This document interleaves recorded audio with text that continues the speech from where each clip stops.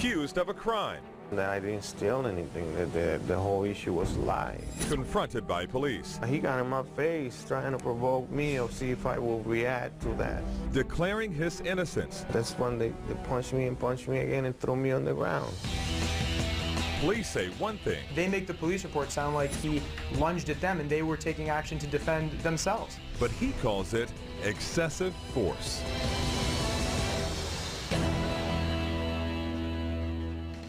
Good evening. Tonight, a Local 10 one and only investigation. A shocking videotape first uncovered by Bob Norman and an exclusive interview with a man who says he was brutally beaten by police. So is it excessive force? You watch the tape and you decide. They punched me again and threw me on the ground. This is real and this happens. It's disturbing. 50-year-old David Gonzalez is talking about his recent encounter with two Broward Sheriff's deputies at a Deerfield Beach Texaco gas station after the store's owner called police to remove Gonzalez from the property, claiming he was trying to take beer. As Gonzalez, who admits drinking at the time, and the deputies interact, the bald officer, identified as Justin Lambert, goes nose to nose with Gonzalez, who says he's insisting that he didn't try to steal anything. So I was just making an argument to him, but I never raised my hands. I never showed that I was a threat to him. When Gonzalez takes a step forward and leans in, Lambert strikes, knocking Gonzalez back against the wall. And as Gonzalez again speaks to deputies, Lambert strikes again. Then he and fellow deputy Mike Manreza slam Gonzalez face first to the pavement, literally breaking his face and knocking him out cold. Here's the mugshot taken after Gonzalez was treated at the hospital. Watching the video, which was captured on the gas station surveillance camera, still makes Gonzalez, whose orbital socket was fractured, emotional.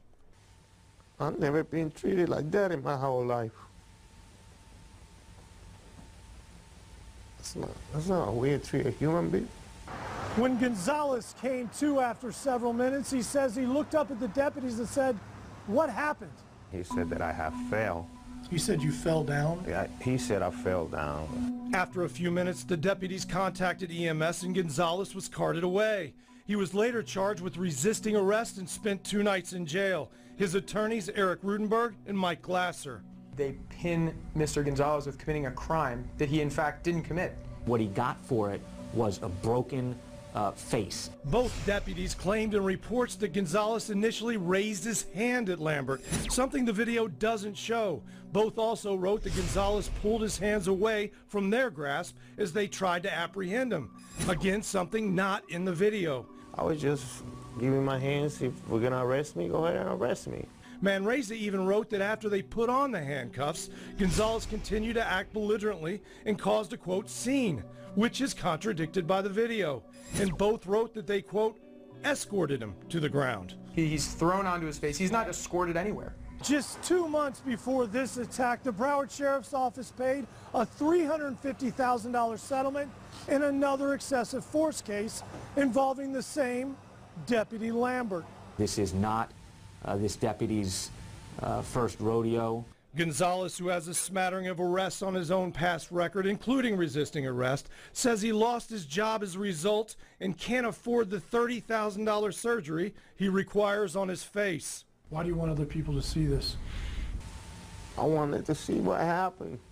I want them to make their own judgment, and this won't happen again to nobody. They don't deserve to wear a badge. Now, that previous excessive force case was similar to this recent incident, but the plaintiff's attorney told me that an internal affairs investigation was never conducted because his client never filed a complaint and Deputy Lambert wasn't disciplined. BSO has confirmed that it has begun an eye investigation in the recent case, and Rodriguez's attorneys say they plan to file federal suit in the coming days.